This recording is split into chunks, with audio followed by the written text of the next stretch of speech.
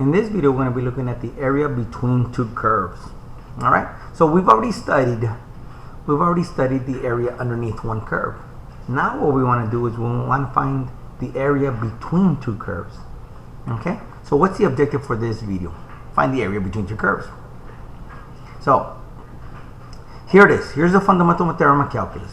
We learned that in the fundamental theorem of calculus, we learned that the area underneath the curve from a to b of f of x dx is going to be capital F of b minus f of a. Now, what we have is we have two functions. We have the f function here. Okay, this is f of x, and we have another function which we'll call g of x. Okay, so we'll call this one g of x. Find the area between the curves. So I'm looking for the area that is between the curves. That's my objective. Okay. Well, according to the fundamental theorem of calculus, the area underneath f of x, oops, I missed it there, is going to be this part right here. All of this is going to be the area underneath f. The area underneath g is going to be this little area here. Okay, so this is the area underneath g. Well, to get the blue, all we have to do is subtract the red minus the green. That's it. That's the visual representation of the area between the curves. So, using the integral properties, we're going to end up with the integral from a to b of f of x minus g of x dx. The only thing that we need to specify here is what? That f of x must be above g of x. That's it. Okay? So what happens if f of x is above g of x and then is not above g of x anymore? Somebody might say, yeah, sir, what about something like that? So let me go ahead and come over here and let's pretend f of x does this. This is f of x and g of x does this. Oh, what about this scenario? What is the area between the curves? Okay, so what is this area going to be? How do you find that area? Well, what we're going to do is we're going to find the integral. So I'm going to call this guy A. I'm going to call the point of intersection B. And this one I'm going to call it C. So I'm going to say the integral from A to B. And we're going to say f of x minus g of x dx. Okay? That's the area of this part 1 here. This part right here. Okay? Now to find part 2 here, I'm going to say plus the integral from b to c, oops, of what? G of x minus f of x dx. Okay? So this is the setup for that. If you're taking the AP Calculus exam, you need to write that notation correctly. Now, there's a shortcut to this. And the shortcut is very simple. You know, if you're in calculus, you're just going to say, I'm going to do the integral from a to c of f of x minus, f of x minus g of x. And what I'm going to do is I'm not going to put a bracket, I'm going to put a absolute value. And by putting the absolute value, the calculator is just going to take the negative part, this part here, when I do the integral here is going to give me negative. And it's just going to convert it to a positive. So this is really just a plain fat shortcut. Okay. All right. So let's go back into the PowerPoint. And here are the visualizations between the areas between the curves. Okay. So if you want to, you can go to Desmos calculator and somebody put something up really nice. I need to give them credit. I can't remember who did it. Okay, so these are visual representations of the area between the curves, what we're trying to find. Okay, so in this case, I'm going to say the area, the top here is going to be f of x, and here's my line, that's going to be g of x, and I want to go from the area from 0 to, I don't know what that is, 1.8. Okay. Now, what are the guidelines in order to find the area between the curves? Number 1, are the bounds given? If yes, then we're pretty much done. Okay. Are the bounds not given? Well, if they're not given, we're going to have to find points of intersection. Okay. And how do you find points of intersection? We set f of x equals to g of x and we solve, and that's going to give us our points of intersection. Okay. All right. Always make sure that you find which function is the one on top. Okay, that's very important. Okay, so we got to make sure that it's going to be top minus bottom. But sometimes we might have to find it with respect to y. And I did an example in the PowerPoint, and the reason that we have to do it with y is because the top function and the bottom function might be one and the same if I use top minus bottom. So I have to use right minus left. Okay, so it's going to be the right function minus the left function if I'm doing it with respect to y. So here we go. Let's go ahead and just set these up. I'm not going to solve them because that's another video. Find me the area between f of x, x plus 4, and g of x is equal to negative x squared from 0 to 2. Oh, my bounds are given. Oh my gosh, that's easy. It's going to be the integral from 0 to 2. And all I have to do is I have to determine which function is on top. My top function, I like to put brackets here.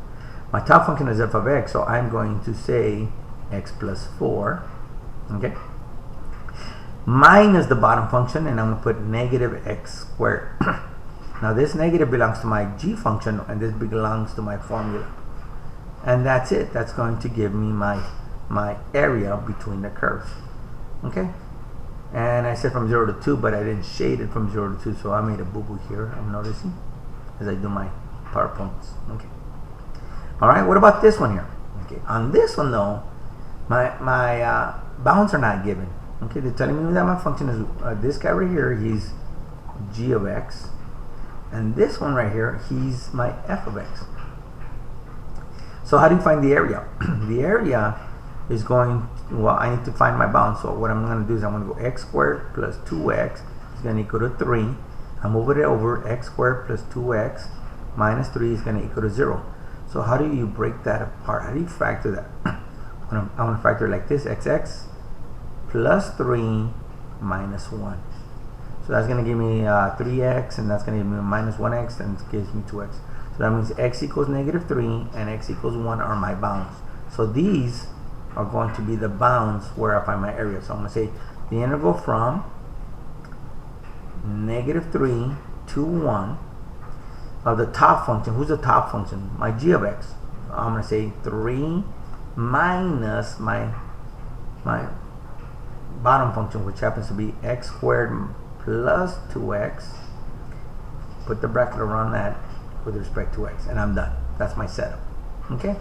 Now, if you're taking the AP exam, for those of you that are taking since f and g are, what is it? Since those two functions are defined, then you can use them. Okay, you can say it's going to be g of x minus f of x dx. So this is acceptable, and I'll accept it on my exam also. Okay. Now, this is what I'm talking about. On this one, if I was to do a rectangle in here like this, who's on top? My parabola is on top, and who's on the bottom? The parabola is on bottom. So if I was to do top minus bottom, I end up subtracting itself, so that doesn't cut it. So this example, what we're going to have to do is we're going to have to do it with respect to y. Okay, so I'm going to go right minus left. All right, now remember, this point here is located to be 4 comma 2, and this point here is located 4 comma negative 2. So when I do it with respect to y, this guy and this guy has to be y coordinates. So I'm going to go from negative 2 to 2, and now I have to take my right function. My right function is going to be the line, which is going to be, and you do not want to put x because it has to be with respect to y. So what is x equal to? X is equal to 4, so I'm going to put 4 minus my function, and please do make sure that it is with respect to y. Okay, so this one is with respect to y, and there's no x's in any of those, so I'm good, and that's it. And how do you integrate it? You integrate it just as if it was an x. Okay, so I would say 4y minus y cubed over 3 from negative 2 to 2. Okay. Alrighty. Now, example number 4 here. What I did was I gave you multiple pieces. Okay. And let's pretend that I just want to set that up. So I have no idea what that number is, so I'm gonna call it negative, that's 1.3, and we'll call this intersection point, we'll call it 2.3. Alright, so now that I have my intersection point, okay, because I don't have the functions, guys, so I'm gonna say the integral of now this purple area here, that purple, so I better change my part here. That area is going to go from -2 to -1.3, and it's going to be the curve, which is my g of x minus my f of x dx. Plus, now I'm going to find this area here. This area is going to be the integral from -1.3 to 2.3, and it's going to be the line, which is f of x minus g of x dx, plus this area right there, which is going to be the integral from 2.3 all the way to 3, and we're back to the curve g of x minus f of x dx. Okay, now that's the AP way. What's the shortcut for that? The shortcut for that is going to be very simple. You're going to just say you're going to go from -2 all the way to 3, the absolute value of f of x minus g of x dx, or you can say the integral from -2 to 3, the absolute value of g of x minus f of x. Okay, and that concludes the video.